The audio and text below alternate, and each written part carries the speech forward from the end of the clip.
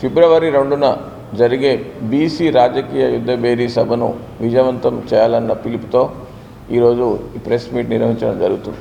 So BC రాజకీయ యుద్ధ భేరీ యొక్క ముఖ్య ఉద్దేశం బీసీలకు గత 70 సంవత్సరాలుగా జరుగుతున్న అన్యాయాల పైన చాలాసార్లు పోరాటాలు చేయడం జరిగింది. అయినప్పటికీ కూడా గత ప్రభుత్వాలన్నీ కూడా బీసీ సమస్యలను నిర్లక్ష్యం చేయడం జరుగుతుంది.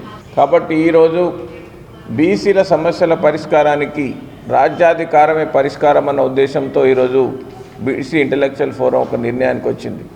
దీంట్లో భాగంగా ఫిబ్రవరి 2న బీసీ రాజకీయ యుద్ధ భేరీ సమావేశం మన వరంగల్ ఆర్ట్స్ కాలేజ్ గ్రౌండ్లో నిర్వహించడం జరుగుతుంది. బీసీ ఇంటెలెక్చువల్ ఫోరం ఉమ్మడి వరంగల్ జిల్లా తరఫున వివిధ కుల సంఘాలు, మేధావులు, విద్యార్థులు, యువకులు మరియు మహిళలు అందరూ కూడా వేలాదిగా ఈ కార్యక్రమానికి తరలి వచ్చి బీసీల యొక్క గొంతుకను మనం వినిపించాల్సిన అవసరం ఉంది. బీసీలు అనేక రంగాల లోపల వెనుకబడి ఉన్నారు. మరీ ముఖ్యంగా బీసీలకు రిజర్వేషన్ అనేది రాజకీయంగా లేకపోవడం వలన స్థానిక సంస్థల్లో కానీ ఎమ్మెల్యే, ఎమ్మెల్సీ, ఎంపీ సీట్లో కానీ తగినటువంటి ప్రాతినిధ్యం లేకపోవడం వలన ఇవాళ అనగారిపోయి కడు బీదగా ఉండి చాలా కుల వృత్తుల వారు చాలా ఇబ్బందులకు గురవుతున్నారు. ఇప్పటికి కూడా మరి ప్రభుత్వం లోపల అనేకమైనటువంటి హామీలు ఇచ్చుకుంటూ వారి పార్టీలు గెలుచుకుంటూ మరి బీసీల ఓట్లతోటి గెలుపొందుతూ వాళ్ళు రాజ్యాధికారం వెళ్తున్నారు. మరి బానిసలుగా బతుకుతున్నటువంటి బీసీలము మరి భవిష్యత్తులో ఒక పార్టీగా ఏర్పడితేనే తప్ప మా బతుకులు బాగుండవనేటువంటి ఉద్దేశంతో మరి తీర్మాన్ మల్లన్న గారు మరి ముందుకు రావడం జరిగింది. అనేకమైనటువంటి 30-40 సంవత్సరాలను కూడా బీసీల పోరాటం చేసేటువంటి యోధులు చాలామంది ఉన్నారు. అయినప్పటికీ కంకణం కట్టుకొని ముందుకు వచ్చినటువంటి మల్లన్న గారి యొక్క ఆదేశానుసారంగా మరి బీసీలు అందరం కూడా రేపు ఫిబ్రవరి 2వ తారీఖున పెద్ద బీసీల రాజకీయ యుద్ధ భేరీ అనేటువంటిది ఆర్ట్స్ కాలేజీలో మధ్యాహ్నం 2 గంటలకు స్టార్ట్ అవుతుంది. కాబట్టి మనం ఈ యొక్క యుద్ధ భేరీని సఫలీకృతం చేసినట్టయితే మన ఓట్లు మనం వేసుకుంటే సరిపోతుంది.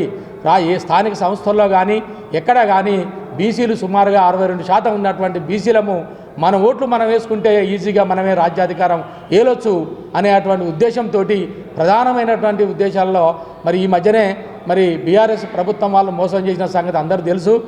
కానీ కాంగ్రెస్ ప్రభుత్వం వస్తున్నది ఏమన్నది కామారెడ్డి డిక్లరేషన్లో 42% బీసీలకు ఇస్తామని అన్నారు. కానీ 42% కాదు, మరి ఈ యొక్క మొన్ననే ఈ మధ్యనే జరిగినటువంటి కుల గణనలో మరి కుల గణనలో ఉన్నటువంటి రిజల్ట్స్ అన్నీ కూడా తొందరగా వెంటనే బయటపెట్టి కులాల దామాష ప్రకారంగా వారి నిష్పత్తుల ప్రకారంగా రేపు స్థానిక సంస్థల్లో కానీ చట్టబద్ధతలో కానీ మరి అవకాశం కల్పించాలనేటువంటిది ప్రధానమైనటువంటి డిమాండ్ ఇది. మరి 42 కాదు, సుమారుగా 60% వరకు కూడా రిజర్వేషన్ అవకాశం కల్పించాలి.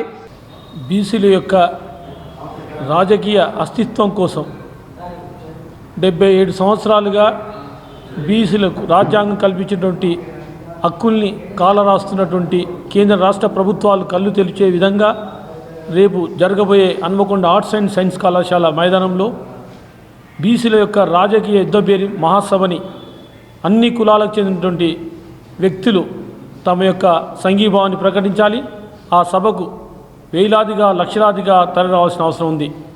మన సమస్యల సాధన కోసం, మన హక్కుల కోసం, మన రాజకీయ అధికారం కోసం, మన ఓట్లు మన సీట్లు అనే నినాదంతో ఒక కులం గొప్ప కాదు, బీసీ జాతి గొప్పతనాన్ని ఈ తెలంగాణ రాష్ట్రంలో ఒక సువర్ణాధ్యాయంగా నిలవాలంటే గ్రామ స్థాయి నుంచి శాసనసభ, శాసన మండలి, పార్లమెంటు వరకు మనం గెలిపించాల్సిన అవసరం ఉంది.